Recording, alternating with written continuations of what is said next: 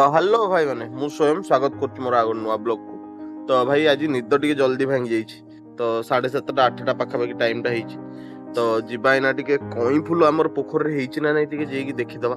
तो सबदिन पिला तोली जाउछन मु भाबे सबदिन आनिबी कहिकी कि आनी पारेनी। तो आज टिके निद भांगी जीवी एना टिके देखिबी काले थिबो। तो चलुन जीवा कई फुल टिके आनिया। पहुंच जाइछि पोखरी पाखरे किंतु नाही। अरे हेइछि बा नाही कोन मुकुति पाई गली।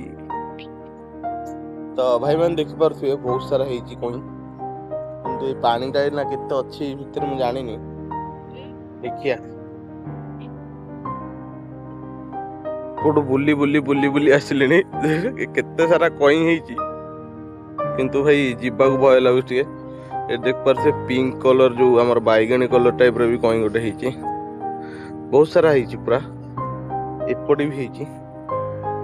जीवा किंतु भय लागु भितर भाई पंख पंख हेइछि पूरा खाली देखि पळे आ नेबानी आज आ गोटे केबे आसिया जे माने एबे जीवार भी अछि पनीर फनीर आनिया पे। तो कादुआ फादुआ हेइछि फोन पूरा। तो जीवा पळे आ देखि दियंतु खाली लास्ट टाइम छोटिया छोटिया से पिंक कलर जो देख पारे बैगनी कलर भाया भी